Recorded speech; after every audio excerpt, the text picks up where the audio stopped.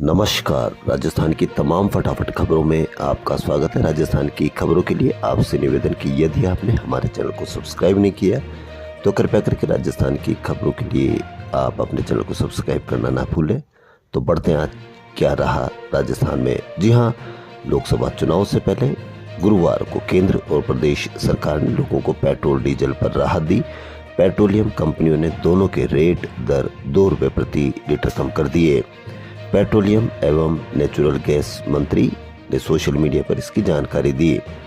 इससे पूर्व प्रदेश में सीएम भजनलाल शर्मा ने मंत्रियों की बैठक के बाद पेट्रोल डीजल पर वेट 2% घटा दिया। इससे जयपुर में पेट्रोल 3 रुपये 60 पैसे और डीजल करीब 3 रुपये 40 पैसे प्रति लीटर सस्ता कर दिया है। वहीं राजस्थान सरकार ने कर्मचारियों का महंगाई भत्ता भी 4% बढ़ा दिया है। अब पिछले दिनों केंद्र सरकार ने करीब 1 करोड़ से अधिक केंद्रीय कर्मचारियों का महंगाई भत्ता बढ़ाया था।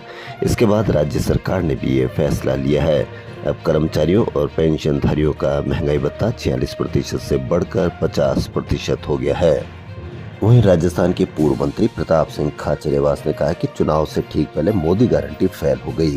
पेट्रोल डीजल पर विधानसभा चुनाव के समय प्रधानमंत्री नरेंद्र मोदी ने भाजपा शासित राज्यों के बराबर 12 से 13 रुपए प्रति लीटर पेट्रोल डीजल के दाम कम करने को कहा था, जबकि अब सिर्फ 2% वेट कम कर मुख्यमंत्री भजनलाल शर्मा ने यह मोदी की गारंटी को फेल किया है। उन्होंने कहा कि मुख्यमंत्री को बताना चाहता हूं कि अभी तक राजस्थान की भाजपा सरकार ने एक भी नया टेंडर नहीं किया। पुराने काम जो चल रहे थे वह बंद कर दिए गए।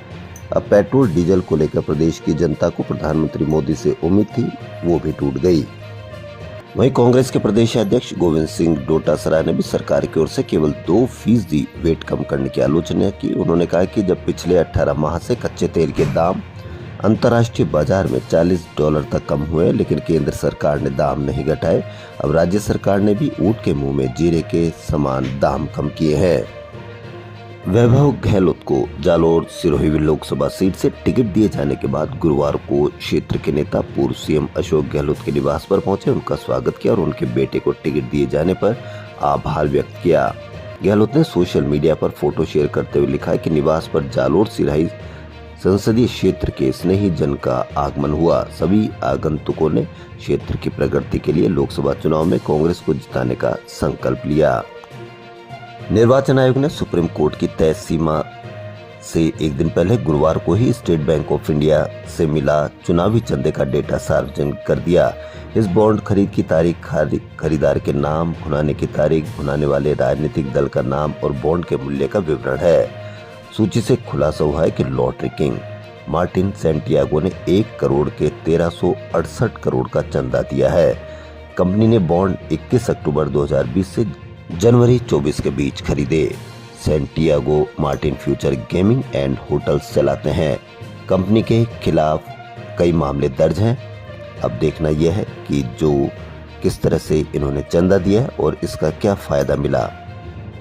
राजस्थान में तपिश भरी गर्मी पड़ने वाली है। कमजोर पश्चिमी विक्षोभ का प्रभाव खत्म होने के साथ ही अब तापमान तेजी से बढ़ रहा है। बीते 24 घंटों में दिन रात का तापमान 2 से 3 डिग्री तक बढ़ा। इससे प्रदेश के 17 शहरों में गुरुवार को दिन का तापमान 30 डिग्री से ज्यादा दर्ज किया गया है, लेकिन कुछ शहरों में रात के तापमान में गिरावट भी दर्ज की गई है।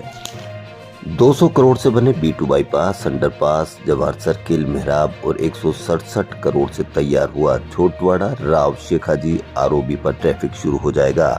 उप मुख्यमंत्री दिया कुमारी राव शेखाजी आरओबी, यूडीएच मंत्री झाबर सिंह खर्रा B2 बाईपास प्रथम चरण का लोकार्पण करेंगे। B2 बाईपास फिलहाल मानसरोवर से जवाहर सर्किल की तरफ अंडरपास पर ट्रैफिक शुरू होगा। आरओबी शुरू होने से Lata circle, Rao Shekhaji circle, Ambabadi junction तथा खातीपुरा पर यातायात का दबाव कम होगा। दुग्ध समिति स्तर पर मिलावट को रोकने के लिए अब जयपुर डेयरी की ओर से मोबाइल प्रयोगशाला शुरू की गई है। प्रयोगशाला में दुग्ध जांच के लिए अत्याधुनिक FTIR तकनीकी आधारित FDA मशीन को लगाया गया है। इस मशीन के जरिए दूध में 22 तरह की अलग अलग मिलावट की जांच की जा सकेगी। अब देखना यह है ऐसी मशीनों को लगाने के बाद भी क्या आम जनता को मिलावट से रहित दूध मिल सकेगा। शहर में अब होली के रंगों ने दस्तक दे दी है। कहीं फूलों तो कहीं गुलाल की होली के जश्न में लोग मशगूल है। वहीं रविंद्र मंच पर इस वक्त कलाकारों की कला के रंग में रंगा हुआ है।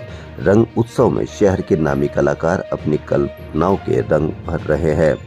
जयपुर के पिछवाई आर्टिस्ट भंवर सिंह कॉटन पर श्रीनाथ की प्रतिमा उकेर रहे हैं। इसमें विशेष तौर पर स्टोन कलर का यूज कर रहे हैं।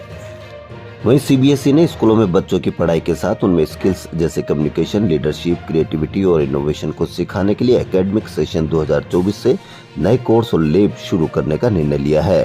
शिक्षा नीति 2020 में स्कूलों में कौशल विकास को बढ़ावा देने की जरूरत पर जोर दिया गया है ताकि छात्र 21वीं सदी की अर्थव्यवस्था को चुनौतियों के लिए तैयार हो सके।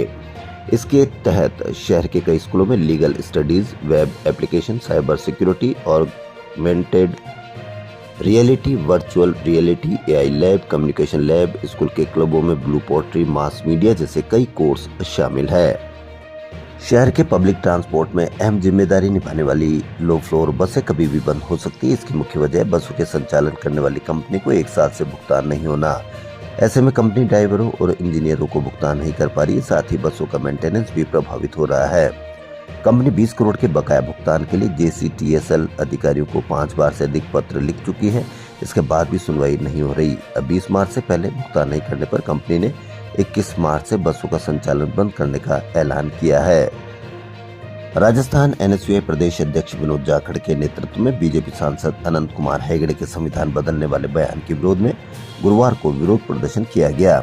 इस दौरान सांसद हेगड़े का पुतला भी जलाया गया। भारतीय जनता पार्टी के कार्यालय की ओर से बढ़ते एनएसयूआई कार्यकर्ताओं पर प्रशासन ने लाठीचार्ज भी किया। विनोद जाखड़ ने कहा कि संविधान डॉक्टर बाबा साहेब अम्बेडकर की देन है और भारतीय जनता पार्टी लगातार डॉक्टर अम्बेडकर की सोच पर हमला कर रही है, जो कि देश के लिए खतरा है। राजस्थान को सुंदर और स्वच्छ बनाने के लिए जयपुर के परकोटे को हेरिटेज निगम अधिकारियों ने अब नई पहल की है। शहर के स्वयंसेवी संस्थाओं, उद्योगपतियों और कॉलोनी समितियों को निगम से जोड़ा जा रहा है। इन्हें जोड़ने का काम गूगल फॉर्म के जरिए किया जा रहा है। इसके माध्यम से आने वाले बेहतर सुझावों को शहर के स्वच्छ और सुंदर बनाने में इम्प्लीमेंट किया जाएगा। वहीं इच्छुक स्वयंसेवी संस्थाओं, शहर के नागरिकों, उद्योगपतियों और कॉलोनी समितियों को हेरिटेज निगम क्षेत्र में आने वाले पार्क, सर्किल और कॉलोनी को साफ सफाई और डेवलपमेंट के लिए गोद दिया जाएगा। राजस्थान की राजधानी जयपुर के शहर में कई जगह से गुरुवार को खाटू श्याम जी के लिए पदयात्राएं रवाना हुई। ग्रेटर नगर निगम क्षेत्र में आरएमए लाइसेंस नवीनीकरण नहीं कराने वाले 4 होटल, रेस्टोरेंट और ढाबों पर कार्रवाई की गई है। वहीं राजस्थान में फूड सेफ्टी एक्ट लागू होने के 13 साल बाद भी स्थायी खाद्य सुरक्षा अधिकारियों की नियुक्ति नहीं हो पाई है। खाद्य सुरक्षा अधिकारियों के 398 पदों को भरने के लिए 2 बार भर्ती प्रक्रिया हुई। भर्ती प्रक्रिया 2022 में 200 पदों के लिए दस्तावेज सत्यापन की प्रक्रिया 8 मार्च को पूरी हो चुकी है। इसके बावजूद विभाग डेपुटेशन पर अन्य ग्रेड के कर्मचारियों का कार्यकाल बढ़ाने की तैयारी है। इसे लेकर भर्ती में सफल अभ्यर्थियों ने आपत्ति जताई है।